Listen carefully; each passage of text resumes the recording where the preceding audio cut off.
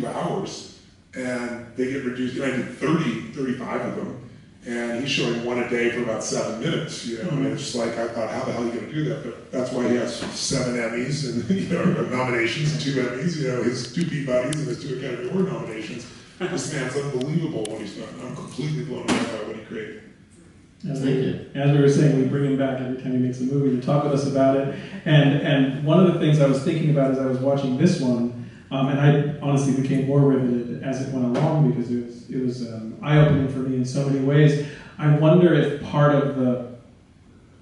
what extent part of the concern, the challenge, the hurdle of letting a documentary crew in is that Tony, you're on camera when you're out in front of that 2,500 person audience. We're sealed mostly within that experience of all these people going through this really amazing, intense experience.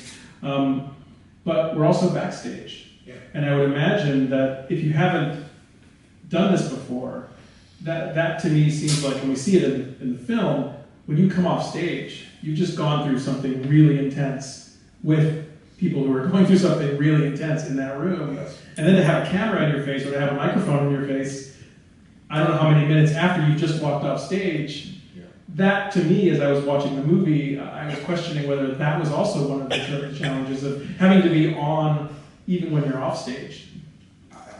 I'm not, some people, I'm a crazy mofo and I have a lot of intensity and passion. And so a lot of people are like, well, he's on. This is how I am all the time. So I'm on. There is no on or off. My life is on. So that really wasn't it for me. Yeah. From my bigger concern, actually, additionally, I know he knows, is my wife. I had to get him on the phone with my wife because my wife is a very private individual.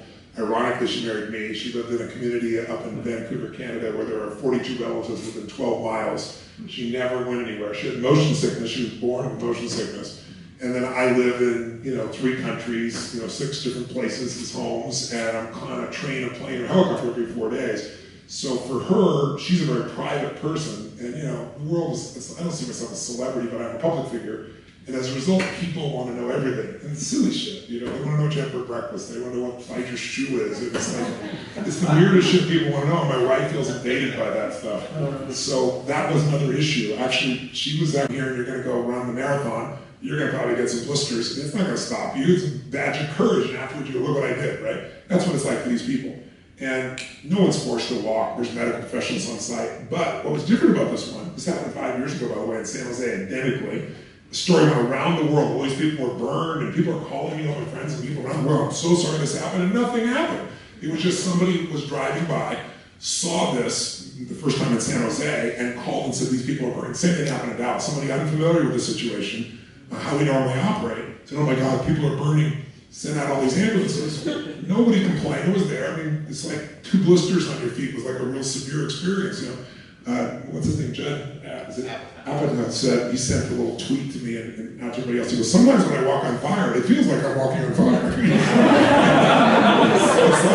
So yeah, you might get a little blister. But the media story was around the world, and what happens, one person does a story and nobody spends any money anymore. They don't have to, so all they do is copy the story. And nobody does the investigation. So 5 years ago, Ariane Huntington's a friend of mine, she'd been at this event, and so she took one of her staff members and said, I want you to go to the hospital, and I want you to do this. Well, no one was hospitalized. They advertised that. It was so bad, Fox News had to turn it around 5 years ago and apologize and retract, which they almost never do. But it just happened again. And so would I say to you that I was enthralled by that? No, it pissed me off. I was frustrated, quite frankly, because it's, it's making it sound like it's this, I don't know, like all these people are injured or hurt. It's total bullshit. They said people were hospitalized, nobody was hospitalized. And so that part's frustrating. But the media has also given me the gift to live in a time when